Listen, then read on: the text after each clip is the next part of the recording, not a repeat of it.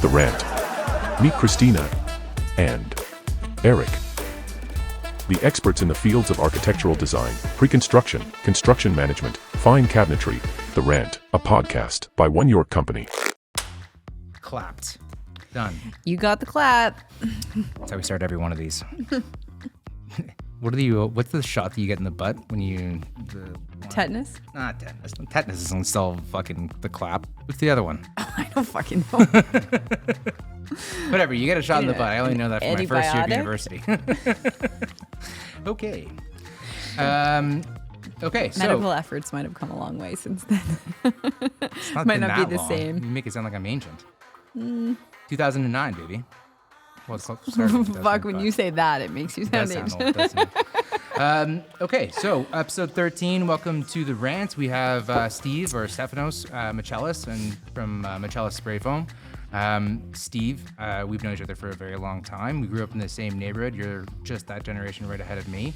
And so, Michelis Spray Foam, tell us about the company. The company was created approximately 11 years ago. My background is that my father was a home builder for about 40 years. He came from Greece as a master plumber and then started in custom homes. And we found a void once we started using spray foam with a company that understood building science, building envelope. And, unfortunately, you have to understand that sometimes things have to come in stages. And you have to understand the envelope or you're going to miss something. And we found a void and we created our own company. And, we've been very successful because we bring a lot of value add to the table compared to our competitors out there. Yeah, we were chatting about that downstairs. Essentially, it's like, if, a subcontractor, if they have a siloed approach where they're only good at exactly what they're being paid to do, then they have limited value. And like the real value in working with a subcontractor is when they know the people before and after them so that they can make sure that it's seamless, right? I mean, that's kind of like reading between the lines in terms of value from subcontractors, but we found that with you instantaneously. And I think that there was, an important note on the fact that you being a second generation person in construction in your family and then starting as a builder and being responsible for the entire thing and understanding the building envelope in the greater sense, and then being able to provide the service well under the domain of doing the spray foam. I mean, that's going to set you apart because even when you come to the job site for us, yesterday you were there, at our Park Mount project and you're gave us some good pointers as to where to stop the installation and start it. And there's huge value there. But correct me if I'm wrong, you're doing residential work now and you're doing high-rise work. Is that right? Yeah, I mean, spray foam's evolving to the point, in my opinion, eventually, I think fiberglass, and if they create a fire-rated foam, rock salt will be obsolete. Really? The higher R value is increasing, it's almost impossible to get the R value with a fiberglass on the interior where they're calling for an R31 on the wall. Mm-hmm. You would have to maybe put some insulation on the outside of the cladding and maybe use fiberglass on the interior. But, the envelope's getting pushed more and more. And, we're always learning. Listen, I don't know everything. I want to evolve. Mm-hmm. A perfect example is when I go down to the spray foam conventions in the U.S., because there's none in Canada, there's maybe a handful of us Canadians there. It's very concerning. Very concerning. Why is that? They think that we have a colder climate than them. Why the fuck aren't we talking about insulation? Why are we not worried about staying warm? Listen, We're no, Roxelle's got it. It's fine. I feel I owe it to my clients and the builders and the homeowners that I work with to evolve, make sure they have the cutting technology, all the new technologies, all the new foams, identify what issues are out there. To be honest with you, our rules with spray foam in Canada are more stringent than in the U.S. We have to test our foam daily. So the first thing they say in a breakout session and a learning session, are there any Canadians in the room? And I slowly put my hand up. I'm probably, well, why don't you tell everybody in the room what you guys have to do on a daily? I said, we have to test the density of our foam. They don't have to do that. So, not to knock the U.S., they're a little bit more relaxed in the rules there. Sure. Look, in Canada, you can get licensed in 2 weeks, but it doesn't mean you understand how to foam. Oh my God, it's the same thing as a BCIN license. I mean, you can have a license to submit a building permit, but you don't necessarily want that person to do the work. It's one of those things too, you can't take it back. If you fuck it up, you can't take it back. There's no undoing that I mean, error. that's the thing. I mean, spray foam, it's interesting. When you ask somebody as a layperson, like, about spray foam, there is a bit of resistance, but like in my mind's eye, there's huge advantages to spray foam. 2-pound closed cell spray foam used on the building envelope. It has an air barrier, vapor barrier. It provides the insulation. It's consistent if applied correctly, and that's a huge if, right? But you and I have chatted about how the fact like you could do 3.5 inches or 4 inches of insulation for a 2x4 stud, but even like a 2-inch like one pass is so amazing in terms of the performance of the home. You're getting a perfect seal, right? That's so it. I mean, these are this kind of, when I first started out, I had to overcome some hurdles there from my father being in the industry. Oh, George's son just wants to push foam. But Right. once we taught the old school contractors, guys in their 70s now, prior to that, about foam, they're like, oh my God, I could put plumbing on an exterior wall and it won't freeze. Yes. I did people's homes and then they're like, oh my God, Steve, like my gas bills are ridiculously low. I remember my uncle bought a bungalow. I sold him the bungalow because I have my real estate license. It was a semi bungalow in Leaside on Sutherland. Right. And he didn't want to spend the extra money on foam. And I said, look, Uncle Leo, he's a professor. I'll help you out. I have a business partner, but, so he was like apprehensive to spend the money. He spent the money and he was on like estimated billing. So he got his bill the next winter. And he was like, oh my God, he was freaking out because the house had no insulation, nothing in the attic. So we foamed the envelope and then we blew in the attic. So he called up Enbridge and he was hysterical. It was like 1,000 something, right? Right.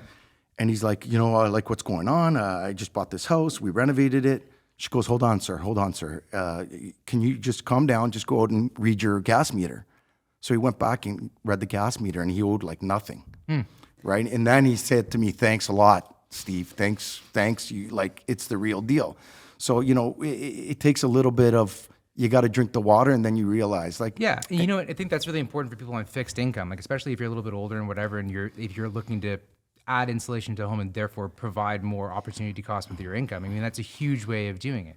And we've heard it before, like even from our mechanical contractors about like the use of spray foam in conjunction with radiant in-floor heating and keeping your foundation warm and all that kind of stuff. And what you can achieve for houses like in Muskoka, where like, the winters are particularly rough, good insulation package, radiant in-floor heating really brings your energy bills down. And as we look forward more into the future about like how we're developing more missing middle housing and all that kind of stuff, the initiative from the government is going to be looking at all the older structures in the city and being like, what the fuck are we doing with these? They're bleeding essentially energy, right? And therefore money. And so there's going to be, like there was in the past, I predict that there's going to be another initiative by the government to put forth other ways to make the building envelope a higher performing thing. I think the thing is too, is that people just have to wrap their head around like present value versus future value, right? Like what is the return on this investment going to look like? And so does it make sense? In the same way that we're vetting when we go through with clients, how long are you going to hold this house dictates how long we're going to, or how much we're going to put into it. It's like they have to weigh the options of, is this investment in this form the best use of my resources? Because if I plan to be here forever, then absolutely. But the people who haven't really thought that through at a more micro level haven't considered the fact that there are long-term benefits to it. Like it's not just a pick an insulation type now, this performs and this performs, but like there's, an ebb and a flow to it. It's understanding what the actual true investment value is and where you benefit from that long-term in your day-to-day. That's a good starting point. Steve, let's talk about like the fact that like, in terms of estimation, when we do our work in QTOs and providing estimates to clients, your particular aspect of the budget is far more predictable than most in terms of the fact that like you have known inputs. You have chemical A, chemical B, you mix them together in a certain way, and then you make the application. What's interesting to me is that it's the cost per square foot predictability. And like, is this a true statement? There are commodity-like inputs and non-commodity-like inputs. So say like, there's, drywall, sheets of drywall, sticks of lumber, blah, blah, blah. And then spray foam is very predictable. Cost per square foot per inch. Cost per square foot per inch. So for every inch of thickness and square footage of coverage, there's a cost. And it's usually, last time I remember... Just a volume calculation. It's a volume calculation. Yeah. I mean, to be honest with you, in 11 years, we've done increases 3 times.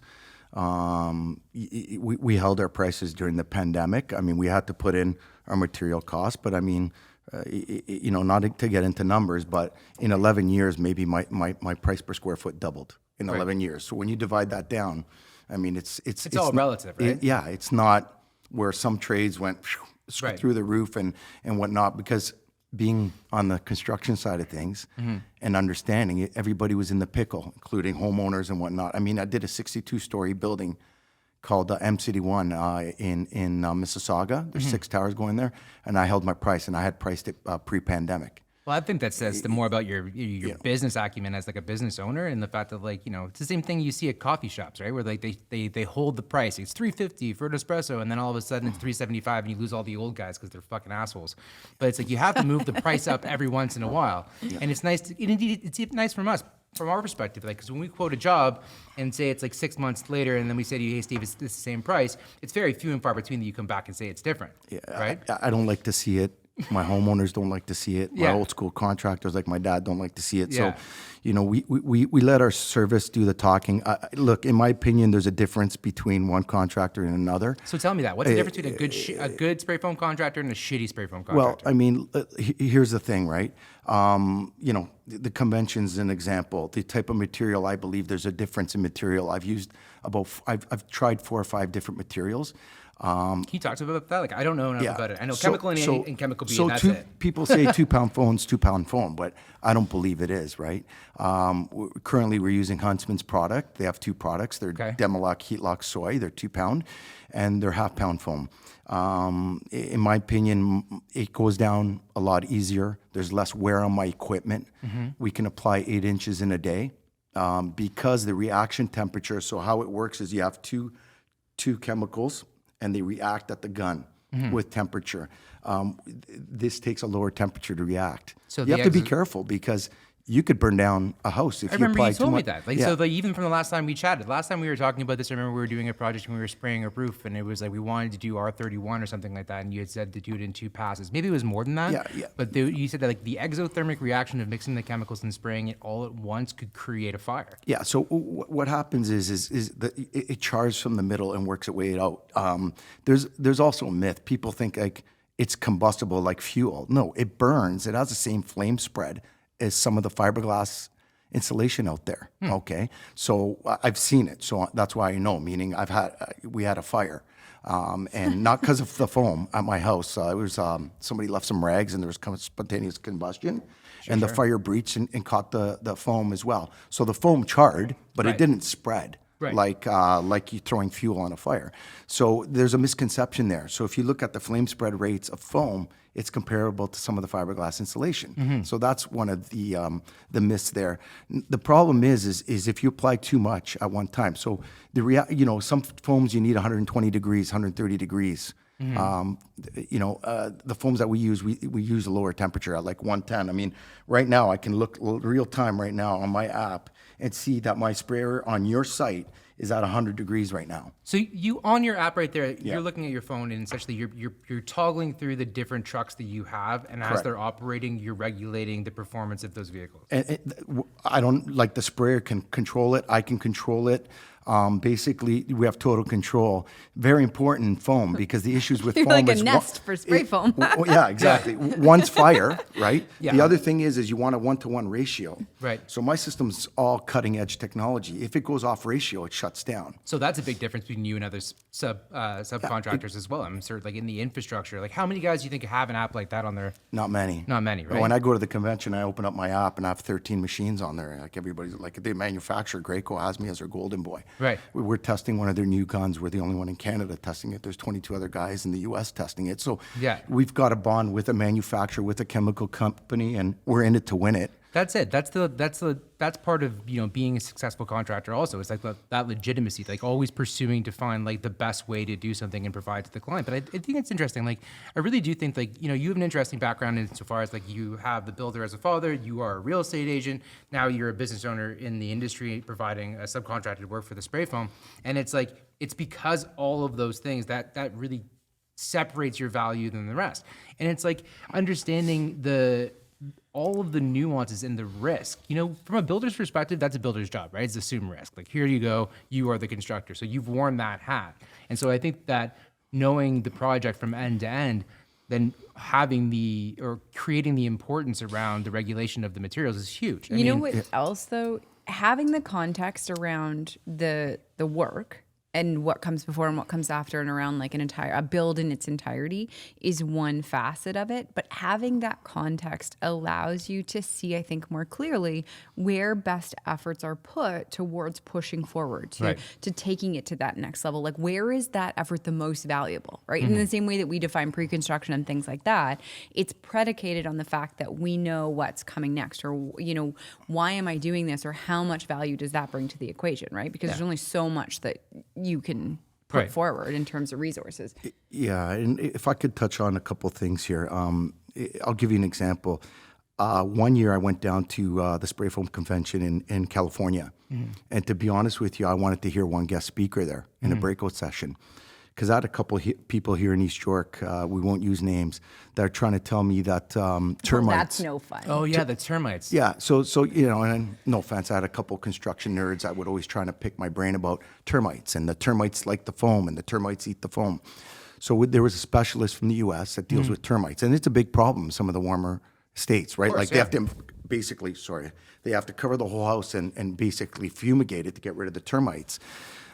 So, I mean, not a huge problem here, but it's a problem. So he was talking about termites. So I get in there, and I get to just outside of Los Angeles at the conference with my business partner, and we listen to this gentleman speak about termites. And the first couple words he says is, termites don't use foam for a food source. So what they would do is they eat through the back of the foam to get to the joists from the crawl space or the foundation. So what they do to try and not eliminate it, but identify it, they put a small 1-inch gap before you get to the joists or the pockets. So that way you could see the mud tunnels if there's termites. Otherwise, they would eat all the way up back through the foam to get to the wood. They want to eat the wood, not the foam.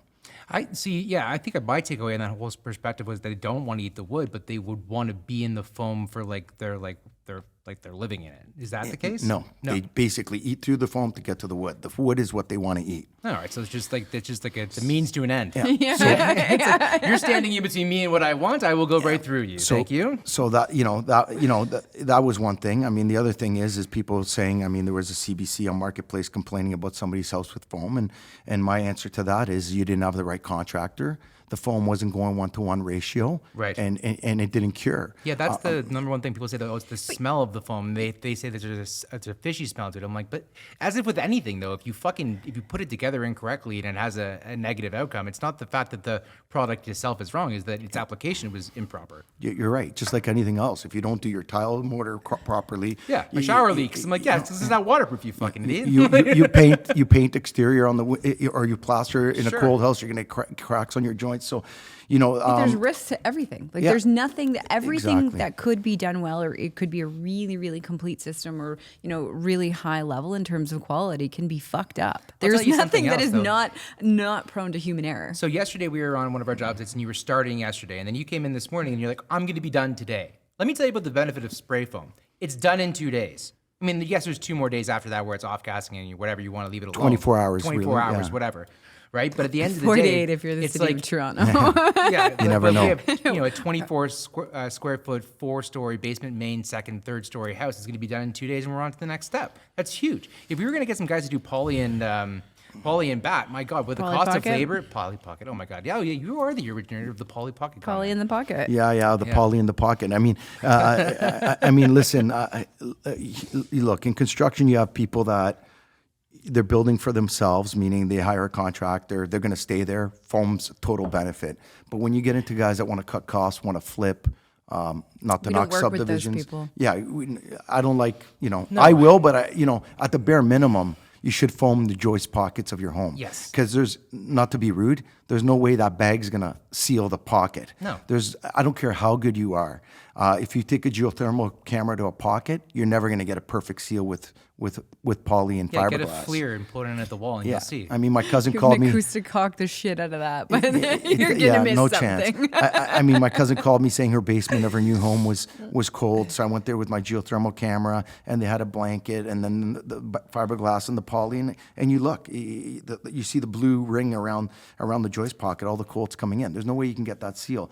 So, I mean, the return on investment, if you're staying in that home for longer than 5 years, 10 years, you're going to get your money back. I'll give you an example. My home is 2,400 square feet plus a basement. I have a gas dryer. I have a pool and a heated drive that my dad did for me because his buddy used to do he did Queen's Park, actually, all the radiant sidewalks and stuff. Nice. So as a favor, so everybody put the fear in God in me. Oh, your gas bills are going to go through the roof. My gas bills are between $1,200 to $1,400 a year. Yeah. That's Right? nuts. And It's the same as me, basically. I gotta, And to be honest with you, what I used to do early on in my career is I had a contract to spray foam the shells of pools. So the fiberglass pools, even vinyl, we spray foam the shell, they drop it in, or before they backfill, Yeah. you just put a solar blanket in the summer. Your pool's 28 to 30 every day. You don't even need the heater. Like, So Yeah. what other applications do you think are coming down the line? I mean, ultimately, like, tell me When what were case- you turn the heat up from that thermostat behind you? Why is it cold? It's fucking freezing in here. you know, I To mean, the left. something that's been. I'll give you some examples of the new pushes, right? Like you spray foam the basement floor to stop radon. You've got a full vapor barrier, and you're gonna have a warm floor. If you're doing radiant, even better. Hey, the we heat did that shoots over right at, back up. Yeah, one we of our did it. other- yeah, at yeah, we our- did do that. It's probably cheaper than buying the styrofoam and having seams. You got one continuous blanket. So what do you spray it on the dirt? It would basically spray on the ground. Yeah, we do that for heated drives as well, right? And the heat goes straight up. The other Eric's gonna come back on Monday with a whole list of things he thinks we can now put spray foam on. the spray foam. Like new assembly. I'm like, Anastasia, we need an assembly for spray foam on the floor. How thick would you do it? Like 2 inches? 2 inches. Yeah. 2 inches. Yeah. 2 inches is a vapor barrier. Oh, okay, so then here's a fun question for you Yeah. because you're the installation guy. XPS, EPS, and spray foam. I know that one is below slab, like EPS, XPS. I always get this fucked up. XPS is below slab, EPS is below slab. I think EPS is below slab. Because one is on the side of the house and one's below slab. EPS and XPS, and then spray foam, and then there's the performance of it being that close to the water.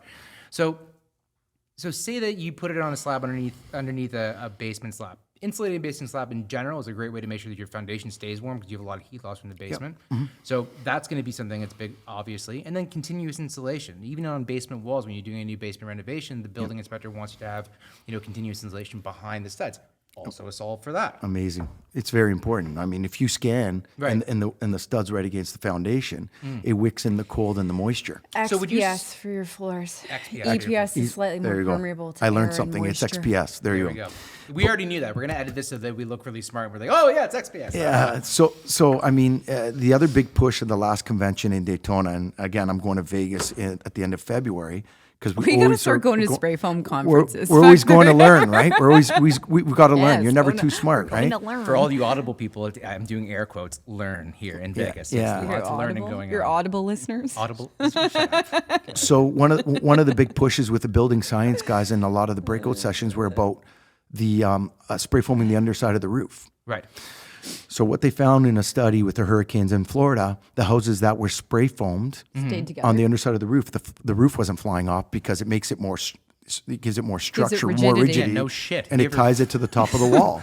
So what they Have found you ever was, tried to press some Ever tried to electrical after remove you your work yeah, before? That's the it's tough hard. thing. You don't Yeah. want to make I mistakes. like the sconces now, I think. yeah, it's Let me my carve God. out that 5 inches of So spray that's foam. a great Yeah. segue on that note. But I want you to finish the thing about the making the roofs more stable because I don't know, like in Canada, like we have the blown in insulation because you get R60 on a flat roof. It's R31, right? Then you're saying that you think that spraying the underside of pitched roofs is going to be something that comes into Canada?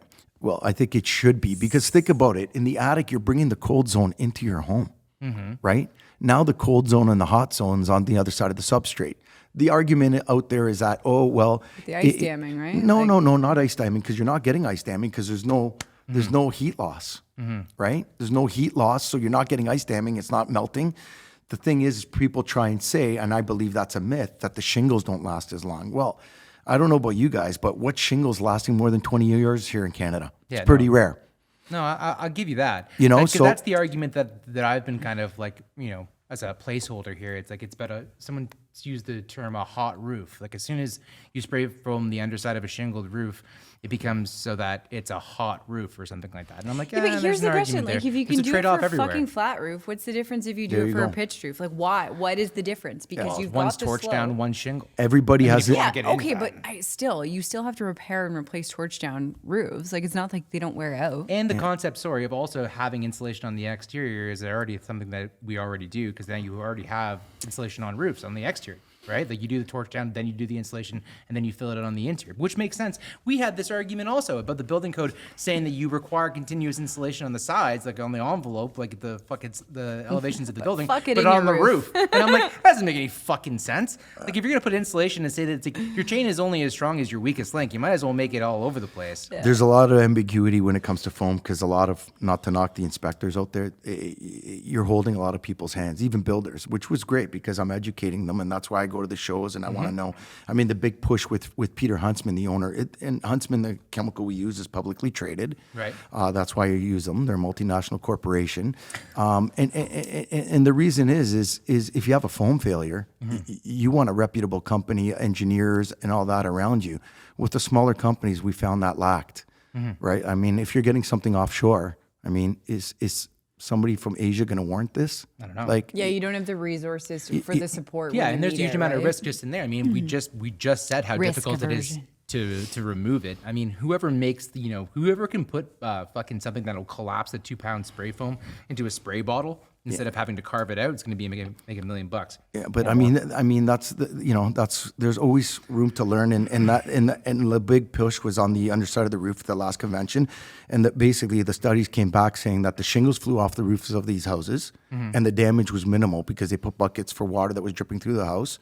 But they found that the houses that were foam, the roofs were still intact, which is huge. So what Florida does is if you have your roof foamed, you get an insurance credit on your premium every year.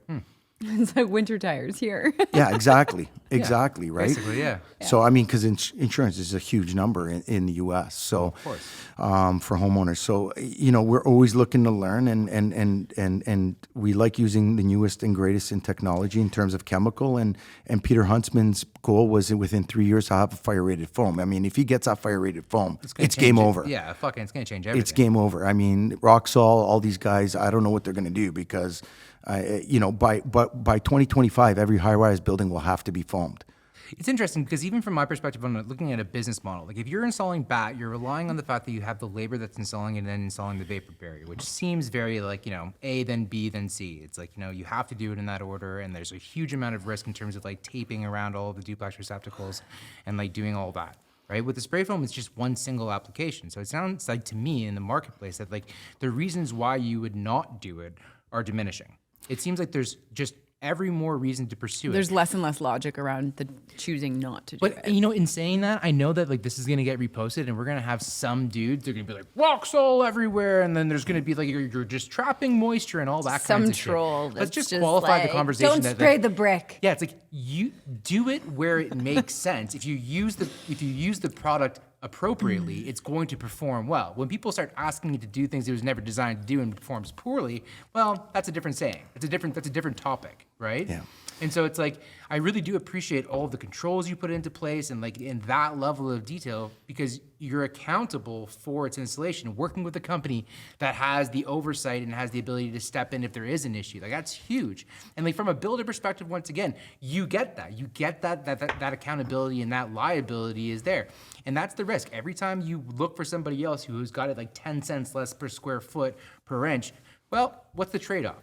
You know what I mean? We get it all the time. Not to mention the service. I mean, give me a horror story. Tell me what happens when you don't apply it correctly. I mean, it won't stop off gassing, right? I remember early on Cadorna. Smells. It just continues to smell. It smells like there's- fish It's like and you ever whatnot. like when you buy a new car and it smells like shit for however long, and then all of a sudden it stops. Wait a It's- second, you don't like the new car smell? I'm not a fan. I'm not partial Steve, where do you to land it. on new car smell? I love new car smells. Love new car smell. You got a new toy. That's it. That's it. With spray foam, I can give you tons of examples, but I remember early on, I'm going to give you one here locally in Cadorna. We were doing a house on Cadorna, and the chap across the street came over, and he said, how long have you guys been doing this? And I said, several years. He goes, I had some guy doing my basement. How long would it take you to do my basement? I said, roughly 4 hours. He goes, the guy was here all day, and he did it with metal stud, and the guy didn't know how to apply foam. He applied too much, and foam has power. It basically pushed out all the metal studs because they weren't braced. Oh yeah, that's So something. I mean, these are, and then That happened to the sheathing on a roof. Yeah. You know, and another example is if the foam's off ratio, good luck. I mean, you've got a house with bad foam. If the guy just wants to finish his job and doesn't care, and the only safeguard is the sprayer because he's using the old technology, where I have two safeguards. I have my system and my employee, right? The human error factor is substantially higher in one of those situations versus the other. You know, I mean, you know, that's my pet peeve. I mean, these guys get set up in 2 weeks. I've got chemical manufacturers just trying to push foam and equipment. And, you know, for me, if somebody's price shopping, I'm not the right guy for them. I tell them right off the bat. Yeah, I mean, you know, I'm not, if you're looking for the lowest price, race to the bottom. No, I use my chemicals probably 10% more than everybody else's that they're buying out there, but it's consistent. I have no foam failures. My guys can apply it and easier. And Eric, to be honest with you, my guns weren't breaking down every week. My funny. systems weren't breaking down every week. it, man. So less wear on the equipment, less high temperature. It's not rocket science. It's a better run business at the outset. Like just in the general consideration, it's a better run business. There's more oversight. There's more fail safes. There's more all of those, the upkeep, the maintenance, the You cleaning. get what you pay for, guys. But we That's don't. it. So we don't work with anybody else. Like I've never used another spray foam contractor, right? And so it's my funny God, you're because our one and only. I know. And so trim carpenters, on the other hand, we got no. But people are always like, "Oh, what about spray foam?" Like, I'm like, I have a spray foam guy. Yeah. I was like, I'm like, I don't even. I'm like, la la la la. I don't care. I don't care what you said. I Because the don't cost care of what you fucking spray like. phone up, and like the cost My of risk fucking it up. aversion Oh, in yeah, this huge. particular scope is very, very low, and so it's like I'm really not interested. Yeah, Thank you. because imagine that it did go in wrong, and the No, mix was fuck, wrong, I and then can't, all of I a sudden we can't. just finished $1 million renovation, and then it smells like fish. Yeah, For all what of are the you gonna do? nonsense that happens Eric, in life. look, Eric, I can in my imagine. opinion, it's an amazing product if it's installed properly and you've got the right product. One more example, during the ice storm, we had a baby. When was that? 2013, if you recall. Oh yeah. We had no power for 5 days, right? No heat, and we couldn't go anywhere. We had a newborn. House was spray foamed. We had our gas fireplaces. Oh man. So my temperature upstairs, the coolest it got with not a furnace, just a gas fireplace, was 19 degrees. Yeah. I remember one night my wife was nudging me because we were sleeping on the main floor because we were worried somebody may break in or whatnot and loot the house. She was nudging me in the middle of the night, Steve. I go, what's wrong, Peggy? And she's like, it's too hot in here. And I turned around and looked at the thermostat. It was like at like 27 degrees. So, Oh my God. So the important thing with spray foam is, in my opinion, the house needs an HRV. Yes. You are building a tight envelope. It needs it You anyway. need to bring fresh. Regardless, like by now, code, based you on need it. code now, even if I'm not using spray foam, an HRV is an automatic must. inclusion. I'll tell you a funny story. Well, I'll tell you two stories. One is that you spray foam my house, and so my house also has incredible insulation. And so when we, in the wintertime, when we put on the fireplace on the main floor, my house is also very small. Christina's laughing because my house is fucking tiny. But I turn on one fireplace on the main floor, my entire house is 8 trillion You degrees. can't stay there. It's You're gonna ridiculous. go It's like stand you by the forget door. to turn it on and like, turn it off, and it's like boom, 1 billion degrees. But the funny thing So about that whole true. situation is my wife fucking cracks the window in the middle of the winter, so it doesn't make a lick shit difference how much insulation we have because we have 0 R at the open window. You don't have an HRV though, Yeah. so like she's Oh, just exchanging and the air. Second point is that we did a house one time not long ago, Yeah, and it then we was a did while the ago. fireplace. It was a while ago, right? Yeah. A few years ago. Anyways, where we did the fireplace, and so the old houses in East York, they all have fireplaces, but they don't have any cold air intakes. Like a real fancy place in Rosedale will have a dedicated intake for the air, so it draws and it goes up the chimney. But all of these older houses, like in East York especially, were just built because they were you could suck so much air just through the building envelope. But now it's like when you spray foam these fucking things, the fireplaces don't work. So I had this old English fireplace, old English mason, and I called him. I'm like, did you fuck up the fireplace? Like, what happened here? How did you do this? Because the clients turned on the fireplace or they lit it, and then all the smoke was filling the house. And he starts laughing at me like I'm an idiot. This is the best part about older trades guys because they just make you feel stupid. He's like, crack a window. And so they cracked a window, and then all of a sudden it started working again. But the house was too tight. Too tight. Yeah. Because That's or you turn on your exhaust fan in your kitchen, and then all of a sudden all the doors on the second floor like slam shut. Yeah, you got negative pressure. Yeah, you got negative pressure. I mean, that's a real the thing. problem too with like I find everybody is getting these like 8-inch exhaust fans for their hood fans, and I'm like, what the fuck are you trying to do in here? Like 8-inch you're exhaust removing fan. so much. I have master to, chefs. Yeah. Yeah, It's like but you got like- 2 shop vacs going at full speed Okay, right cool. above everything. It's like, Let's you know what I throw a mean? fire damper and let's also bring Yeah. a recovery unit to bring the air back in because Yes. every time you cook, like So, half of the air in your house. How many goes people do you out. think know what an HRV is in general? Not many. So it's a heat recovery ventilator. Correct. Did you Right. look that up before you came? I did not. I knew that one. That one was That on one I lock. got. Yeah. Sometimes I- we mess up the acronyms. There's an HRV and then there's an ERV too, which I can't remember what the ERV is. But anyways, I'm just going to say that. But it's like HRVs are required now to bring fresh air in exchange for the soiled air, and they exchange Stale that. air, yeah. I mean, Soiled, stale, You know how I use the analogy to a homeowner to understand it. You're living in a Tupperware. You want to bring some fresh air in. Boom. Right? It's tight. So how are you going to do that? You need the HRV. So before HRVs were code, I'd have these arguments with some people. You need this. Spend the $1,500 to $2,000. You need this. You want to bring fresh air in because in the wintertime, we have all our windows shut. In the summer, the doors are open. You're not necessary, right? We're used to using them, and like we do a lot of radiant too. So it's like, I mean, there's no other way to move the air through the house if you're not creating it. And like that's a shitty argument with people sometimes because it's like, oh, I don't have any ductwork, and I'm like, you do though. It's just going to be different. Yeah, it's just 4 inches. And it's called from an HRV instead. Yeah. It just means I have a better chance of hiding it. Yeah. It doesn't mean it doesn't It's exist. going to be hidden in your right? closet, and it's going to be. Why is this closet all low? Yeah, I mean, the other thing I'd like to say is, unfortunately, I find out after, before you're going to renovate, do your energy audit. We know we referred a couple. My friend owns the Energuy, not to push him, but he started out early 2000s, and when we were renovating houses, Century Old Homes, we were getting about $5,000 from the federal, $5,000 for the provincial government, $1,000 from the city of Toronto. I mean, I don't want to say free money, but it's money if you're going to renovate your whole house because most of these houses have zero insulation. And not only Yeah. that though, but it's like now programs like the MLI Select program where people are like they're offering 90% funding and 50-year mortgages for the development of 5 doors or more because they're trying to push this missing middle. It's like, well, and it's all around the point systems towards the qualification for how much you're going to get, and a lot of it comes down to insulation. Yeah. But in reviewing the program and the fourplex that you saw that we're doing right now, it's like. To qualify, it isn't even all that hard. Like putting 2 inches is more than enough to meet and exceed the minimum. Kicking my feet. Yeah. Like I said, in high rise, we're starting more and more. I mean, we've done maybe about 10 to 12 buildings since 2017. Actually, maybe more. But I mean, from Burlington to downtown Toronto, Mississauga, and we're going to be doing, I believe, 4 towers in the next 6 months. We're going to be starting. Real estate investment trusts. We've done a tower for them. What I'd like to do is do a study if there's ever a flood, which happens in condo buildings. Your insulation isn't garbage. Yeah, I was just. So I'd love to see or somebody do a study on if you have a flood, you don't have to. You can remove that drywall, but the rest of the wall is going to be fine. Oh, you know what? I got something to talk to you about. Speaking about water and speaking about spray foam and speaking about this, because I got a building inspector at my ass one time about this. So we did spray foam. I think it was maybe it was you. It must have been with you because we only use you. But there was a location where we had to shave it down because it came hot face. I didn't backpedal. I was just shaving down the foam. Yeah, shaving down the foam. Tell me about this. Why is this a bad idea? It's not a bad idea.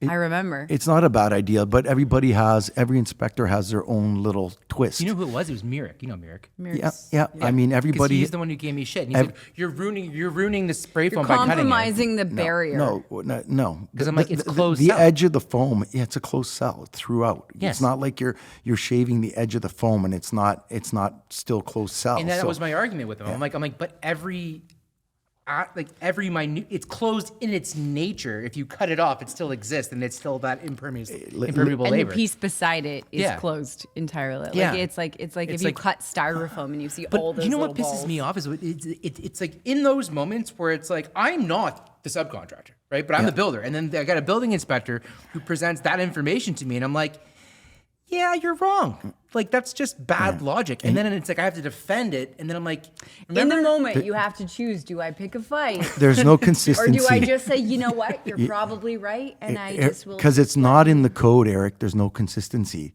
Yes. And Interpretive. I've called into the heads of building before. Orville Grant is my buddy down there at the Esplanade. Yeah. Chris Sochuk, I mean, about foam. I mean, the way I was taught by old school inspectors and being, wearing both hats, if you have non-combustible cladding on the outside and you have single layer or double layer 5/8 drywall in the inside, it doesn't matter if you have paper foam or whatnot in between, you meet the criteria. Well, there's non-combustible cladding and there's non-combustible construction, and that's the biggest difference. So I had noticed on a permit recently that said a 45-minute fire rating. So with non-combustible, plus non-combustible cladding. And non-combustible cladding. And I was like, fuck you, I get the fire, I have to do the wall assembly and the cladding? Yes, and that's the difference that Steve just said. And that's really important to difference because non-combustible construction is one thing. Like where all things in the assembly must be fire But resistant. it wasn't that. It was some bastardized version of And both. that's the fucking problem is that you have examiners doling out information in these hybrid things that aren't really in the building code. Like, why? Why would I do that? For my, listen, I'm not a code specialist, but if you have a non-combustible cladding on the outside and the inside, you should be able to use foam. That's my argument. You get all these houses done perfectly with foam. Perfect example right now. Have one. You got to rock-saw the wall. Right. So I have to rock-saw the wall. So the consideration on that was that we have a third story on a semi. And so if the person beside us then goes to build a third story in the future, they will remove the dense glass that's part of the shared wall, and then it will compromise the assembly. And so that's why I have to do the rock salt in that wall specifically. On the other side, we did it just because the permit said something stupid, and it highlighted both walls. But the inspector spoke to the future condition of the home with this person or a future person. So it's like you then put the new people or whoever builds that third story at risk because you're compromising it. I mean, it came to a point where one inspector had a comment, and I said to him, "Sir, for the last 11 years, I've broken this rule. Every house I've done in the city of Toronto, I'm in big trouble if this is what you're telling me is going on. Because I foamed walls 3 feet from the property line, and the way you're getting me to interpret it, it's wrong." So I pick up the phone, calling overall Grant, calling Chris Sochuk down on the Esplanade, calling the head guy at the building, saying, "Listen, we need some consistency here. We have a building inspector saying you can't do this and you can't do that." Then you get the odd new guy saying, "Oh, well, you have over a 6-inch exhaust fan for your kitchen. You need to put a fire damper in there." And I said, "Excuse me, Mr. Inspector, can you walk up and down the street here and tell me how many houses have a fire damper on their kitchen exhaust?" It's like, It's like flapping. I also have to put a fire damper in that house that we're talking about. Yeah, so I mean, it's just like, But that's an ongoing also issue doing with that. regulation in the city as well. Like the city is a pain in the ass. Every municipality is a pain in the ass. And at the same time, Toronto is probably the worst because it's like, we had COVID and then all the old guys just crapped out and left, right? And then now there's this huge Without new wave. completing their paperwork. Which is fantastic because we have anyways, whatever. But we have this new wave of younger people as inspectors, and it's like, they're reading the building code and they're like crossing T's and dotting I's, and it's just like they're taking the most restrictive covenant or way of interpreting it because they're afraid of doing it wrong, and they're just being hyper specific. no offense, There's but- no wrong. Nothing wrong with this that, but is you're the making famous people's line. This is fucking the lives famous difficult. line. Sorry to interrupt. I need an engineer's letter for that.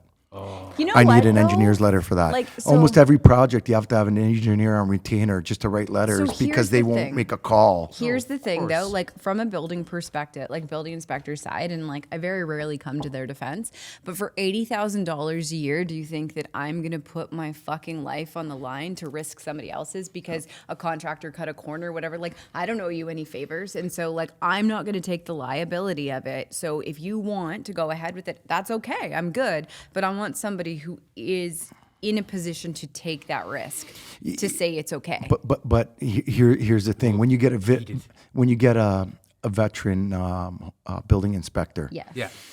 there was I think his name was Cheka in Beresford area in High Park. I think Spetz's dad was an inspector there, the hockey player out that way. I remember we were doing a friend of ours. We're doing his house, and we're looking at it was a flat roof, and we're looking at the trusses and the length and the width. And he goes, "Hold on here, like the plan, something's wrong here. Let's look." He goes, "Let's look at the span table. Let's look." And he opened up his span table with me there. Yeah. Looked at the plan, measured the height of the joist, measured. Oh no. Yep, you're good here. You're good here. Didn't need an engineer's letter. He knows his job. Boom. Here you go, sir. Keep going. You know how many delays there are? Because I'll give you an example. My father was doing a house in Parkview Hills. The architect put 7 5/8 joists. They don't even make them anymore. The fuck are those? TGIs, yeah. TGIs, yeah. Right? No, I know, but yeah. So what my dad did, I think he used 2x10s, every 12-inch on centers, Which even is an better. acceptable substitution, but it's So the inspector comes, he looks at the plan, he said, Oh, no. it said TGIs. No. It says TGIs. But my father's like, hold on, I use 2x10s instead of 16, 12-inch on centers. It's even better. No. We got to stop the project. You got to get me an engineer's letter. So That's a hard line. I mean, ultimately, you got to send it back. You got to get it reviewed. That's true. Homeowner's sitting there waiting for his project to get done. And in my opinion, think it's a simple call. That's a judgment call, though, where you need to know your inspector and you need to have that. That comes down to a relationship thing because there are some inspectors, while they're newer, I can talk through that logic with them and say, this is whatever. We look at the span time. They're like, you know what?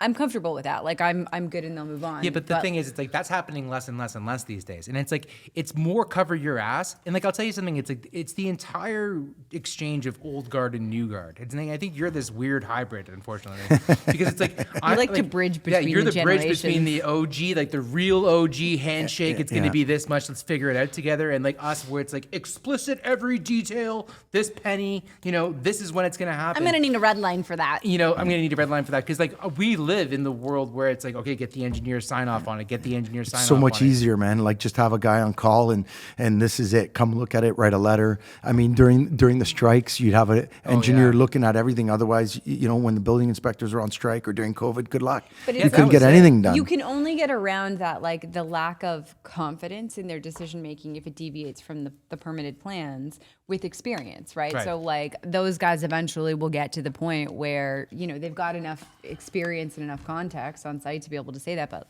in absence of that, it's like, what would you do in the absence of when you don't know something? What do you do? Oh fuck! I'd be the worst building inspector because I wouldn't take liability for shit. Yeah, I mean, and your point is right. The reason why I wouldn't do it is because all the liability rests with me. Like if something goes wrong and it's down the line, and then all of a sudden that building fails, two people are getting called: the building inspector and the constructor. for sure. And it's like, and that's the thing. And the building inspector simply just does not get paid enough to take the liability. Of course, divest the responsibility. But the older dudes in this industry and doing that work, I don't know what it was, but they would shoot from the hip. I have to say that some of them are flexible. Like I got to one and he said, what is installed here for installation isn't what's on plan. And I said, but it's still better than what was here. And he said, you're the designer. He said, just write me a letter. He said, saying it's an acceptable substitution. Well, I mean, I'm going to give you an example it's here. an acceptable substitution, but you're looking for the paperwork to. My dad was doing a house in Scarborough, and we foamed the interior. We had this inspector there, and anyways, she was looking on the outside because we had removed the vinyl siding, and I guess where the joists were, there was no cladding around it, right? And for us, we see it as a void where mice are going to get in and stuff like that, right? So we foamed it all. She started going off on me saying, well, you've got to cover that up. And I go, hold on a second. I said, you show me in the code where it says I have to do that. And she just looked at me. I said, and I called her superior. I called Stamatopoulos at Scarborough. He's the head of Scarborough. I said, you tell me when the building code where I have to cover that. Check with my dad's designer. He's well-versed. And it's just a judgment call. And unfortunately, some of these novices or homeowners are acting like they're contractors, get pushed around by the inspector. Oh, yeah. So basically, I told her superior, I don't want her back on the site. Go kick rocks. Right? I said to her, go find somebody that's actually doing something illegal, not better. Yeah. We're bettering the property. Right. We did eventually cover it anyways with some plywood. Right. But I just don't like when an inspector tries to make their own code and their own opinions and stuff like that. There's certainly the subset of them that are like that. Like, when I first got into construction, there were a lot of inspectors that were very like, I don't know if they were fucking bullied as a child, not hugged enough. Like, I don't know what the issue was, but like, that very much is like, I'm now an authority here and I will like people who fucking decide take to that do to the next parking level. enforcement. Like, you're Or police officers that went to Yeah. East York. Oh, yeah. Collegiate. Yeah. It's like I went to fucking high school with you, man. Yeah. Calm down. right, but it's like they take that level of authority and it's one of those things that it goes right to their fucking head. And I find that there are less and less of those Yeah. now. Like the people coming in, I think that I've dealt with of the newer inspectors where they are deficient in having the confidence to make the judgment calls. They're also, I don't generally get the experience that you've had with that inspector where they're like, it's my call or no, like they're not combative. The thing is, I think the building inspectors in the entire building department nowadays, with the rate of change in the industry and how antiquated their systems are and their education and what they're trying to do and the interpretation of the building code, it's like bringing a knife to a gunfight.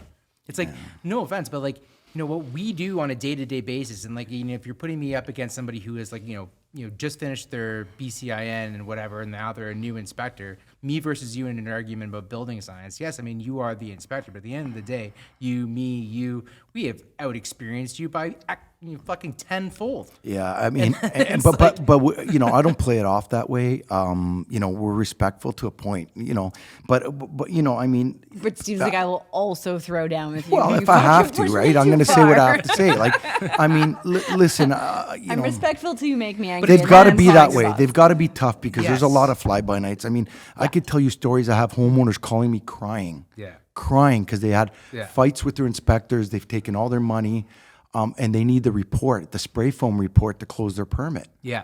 And and I have to give it to them because these people, they want to close their permits. They can't sell their house with an open permit.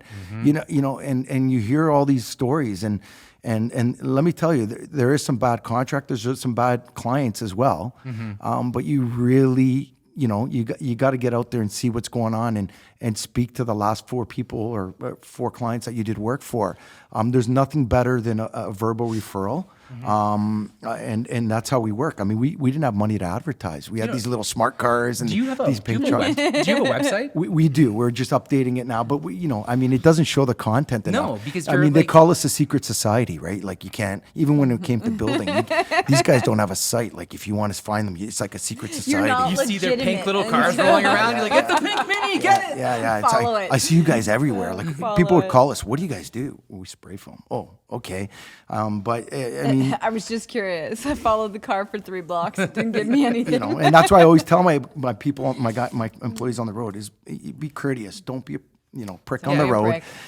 It's my phone number on the side of the truck, and let's make sure everything's my name and my name's on there and my Your name direct is phone number. literally on it. Yeah. I once got a phone call. Yeah. I bet this person went on about this asshole driver and blah, blah, blah. Do you know who it was? Me. Eric. Yeah. Yeah, I mean, you know what, Eric? During the pandemic, I was getting people were calling me complaining that my guys were in the left lane doing 120. I said, what did you want me to do? Get them to break the law more? No, I don't know. But I gotta run to wash them all. Okay, well, I mean, these are the types of calls we were getting. But anyways, I mean, at the end of the day, what I tell my employees and what I try to preach is treat every job like it's your own. It's pretty common that we get a contractor or homeowner saying, oh my God, you left the site cleaner than the way I gave it to you. Because that's the way I was taught. Like to have a neat and tidy site and make sure everything's done and ready for the next trade. So the spray foamer shouldn't have to, be scraping back my foam. And I mean, there's been jobs where the client's like, oh my God, you guys actually, or the contractor's like, you guys clean the foam off the studs? I'm like, yeah. You know the what? last guy I did, you never did that. I go, oh my God, like, what are you talking about? You know what the thing is too, though? I think that in a construction project, spray foam represents transitioning into that next phase. And it's like the first real dramatic change that people see. So it's like when we go in and like, you're like, okay, you're framing, shit's all over the place. It's like, it's whatever. You have to be very conceptual and being able to visualize that. But once they spray foam, it's like, oh, we're close. Do you know what I mean? Yeah, like they get we're excited. almost but it's there. Like, yeah. And it's like, you're not, unfortunately. The board's going up. I mean, the other thing we do a lot too in construction is if this project's going to go over the winter and it's a big project and there's a lot of construction heat, some of these mansions that are 10,000 square feet, 20, what we try and do is we'll do the roof line, the underside of the roof. Yep. And then what we do is we'll do 2 inches on the whole envelope. Yeah. Because some of these houses are in the rural areas are running on propane. Like one of the houses that we did, it had like a 5,000 bottle wine room, a cigar lounge, indoor hockey, like a McMansion. I think they're paying like $10,000 every 2 months to heat it with propane for construction heat. The house was heated by propane anyways. But, Jesus Christ. So, what we do is we butter the whole house with 2 inches and the underside of the roof. And that way it's nice and comfortable for the trades. You get a happy trade, you're going to get a better product if you could be in there in the winter in his T-shirt or long sleeve shirt doing Even his work. that understanding, like just that general consideration for like the people working on building your house, like little things like that make a huge difference. Yeah. And most guys don't want to do that because they want to come in and put their 4 or 5 inches and leave. But I understand construction, and listen, construction heat You know, it costs me a little bit more, but then also we come in and we do the joist pockets I don't beforehand. know what was in that last mouthful, but Yeah. You know, you got to do behind the mechanical room and behind the panel. You won't be able to get that Oh, later. yeah. So that's what I mean by steps. And a lot of guys don't want to do it. A lot of guys in the industry don't know. But I've been blessed. I've been around construction for since I was a kid, following my dad around with his bucket full of tools, and we've seen a lot, and we've seen a lot of good contractors. We've seen a lot of bad. We try and stay away from the bad contractors. Because the sites are dangerous, there's illegal stuff going on. Good people know good people, and so you kind of like that's work within those circles. And like it's funny because the best people, like I really do find this, but the best subcontractors almost have no marketing. Yeah, Like our best subcontractors. because why? You don't need to, No, they really. don't. They have like zero. It's like, and the reason why is because you just get picked up and moved to the next job site, the next job site, the next job site. So it's like, it's almost like it's almost harder for end users, people who are looking to insulate, to get a hold of good subcontractors, because the people who are really good are the people you'll never even hear about. Agreed. Like, look, I could be a lot busier. I could be cheaper and but then I wouldn't be able to service you, Eric. You guys called me at the end of the week. I need you there. I mean, our claim to fame is we have a 3 business turnaround time, 3 business days. I hear of guys not showing up for 2-3 weeks. our project manager was like, "We said Tuesday or Wednesday." I said, "That fucking means Tuesday." That means Tuesday, 7 a.m. they're going to be standing there I at had the a machine waiting a to flip it moment on. of like, you don't understand. And he said, the drywall guys are going to come and look. I said, no. I said, trust me when I tell you that you need to haul ass to get that wine cellar boarded, because like they will be in and they will be out and you will not know what happened and your window of opportunity will be gone. So like figure it out. Yeah. But like you We used mean to it. a You know it. slower ebb and flow. But I was like, no, we're not fucking around. Like we are 2 days in and out at the most. Yeah. Yeah. So Thank I you, mean, goodbye. the good thing with us Like- is we have lots of multiple trucks, multiple sprayers, so we can turn around a job quick if we need to. Not putting quality in jeopardy, as you know. Right. But we know the contractor needs to gain time, not lose time. And that's You it. can't make it You've up. got I'm the sorry, ability to guys. flex with And good- You that's it. cannot make it up. I don't care how hard you work. If things don't fall into place, you will not make up time. And we do that. And that's why our contractors love us. And we have a following. And You're preaching to the choir here, man. Yeah. We can't make things happen faster than they can naturally occur. It's like there are critical paths in the schedule, but it's like I don't control the drying time of drywall mud No, Yeah. I can't control the humidity in the air on a job site that has open windows. in November. In November. Anyways, but the idea here is it's like control the controllables, and like working with good subcontractors and people who equally take pride in their work, and as a business owner, and the best practices, and to the research and the development of their product, and to the attention on service and the turnaround times, and like the billing, and like you're fucking dead nuts on all of those. And it just goes to show, it's like more subcontractors like that involved in the process of constructing a home will yield a better product. People who have experience beyond their immediate purview, people who think that- want the best for their clients and the best for their own That's business. why things like this, where you openly talk about like going and getting educated, openly talking about the challenges and then new things that are on the radar and like all that kind of stuff. Because the only way that newer people in a trade are going to learn to be better is to be mentored by people who are doing it well and doing it right. Otherwise, they're just flying blind and like trying to figure it out as you go, which is where an industry then gets a shitty reputation, right? Like it. you said, relationships are everything too, Christina. Everything. Like, I mean, let's talk about the pandemic for a second here. We never lost a heartbeat. We were out there working. We were getting to our jobs quicker because there was no traffic. But I had a couple, one of my drywall accounts, which is one of my biggest account, the head estimator called me in a panic. He's like, Steve, Great Northern's not going to be quoting any of our work from now on, and the shortage of material. I said, Paul, you had like reserves of like. I said, Paul, the taps are on. If there's an issue, I will let you know. Business as usual. I had people calling me, competitors. Every week I was getting a truck with 10 sets. I've already stockpiled because of my contacts in the U.S. and being able to go to the shows and the relationships. I was tipped off before any of my competitors. So that So makes sense. I loaded up my shop. Yeah. And, I remember we that. serviced- I remember yeah, talking and about we- that, and and you we were like, "Don't serviced worry you about guys, it. We're and- good. We're good." I was and- like, "Okay." And unless you had the golden ticket, if you called me to do your job, unless it was some special referral, nobody else was getting it. One York was getting it. My drywall contractors, my other custom guys were getting it. We weren't looking, and we're not like, you could always be as busy as you want, but at some point, something's going to fail. Quality. Yeah. You know, I don't want my client waiting a week. My dad doesn't like wait when he was doing it. You know, response time is everything. So that's why I'm not, you know, my response time is everything. The quality of my work is everything, and the material that I use is the best. So because I don't want to compromise it. It's another you could always example be of as easy as you want. The subcontractor on lock. We just need to talk to more people like this. And I wish everybody as a subcontractor had their business under their thumb. And there are a few, but like, I got to be honest. It's like, even for us, somebody like as a construction management company with lots of work, like lots and lots of work, multiple projects, you know, we still have conversations with people and engage people for work. And we find out that they're not what they marketed themselves to be. And it's like, it really is a deterrent for us to try and really embark on new relationships, because once we have a standing relationship with someone like yourself, we don't want to deviate. And also because the commodity like input, like you're at or very close to what the market value is for the service, considering all of, you know, what's out there. People could be marginally less expensive, but generally you're on point.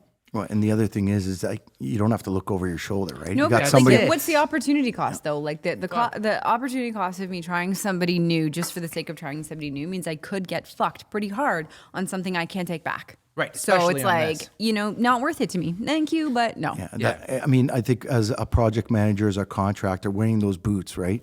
You don't want to have to look over your shoulder. No. I don't want to fucking babysit either. Exactly. You shouldn't have to, right? If you're going to have to go after your trade and show them all the mistakes they made, you need a new trade, right? Come here, let me take your hand. Let's do a walkthrough. It's unbelievable, though. It's just like the stories you hear and you see out there. It's, you know, so usually the same people. We're seeing the same people over and over, meaning we work for the same people over and over. And when you get the odd referral and you do it, and that's it. Like, I mean, I've been blessed, knock on wood. I'm not going and knocking on doors and asking for the work. It's coming to me because of our work ethic and our quality of work. And you know, I'm so blessed for that. I'm so blessed to be working for great people like yourselves. And I believe my chemical company and the equipment manufacturer, we're all one team. So what's next, Steve?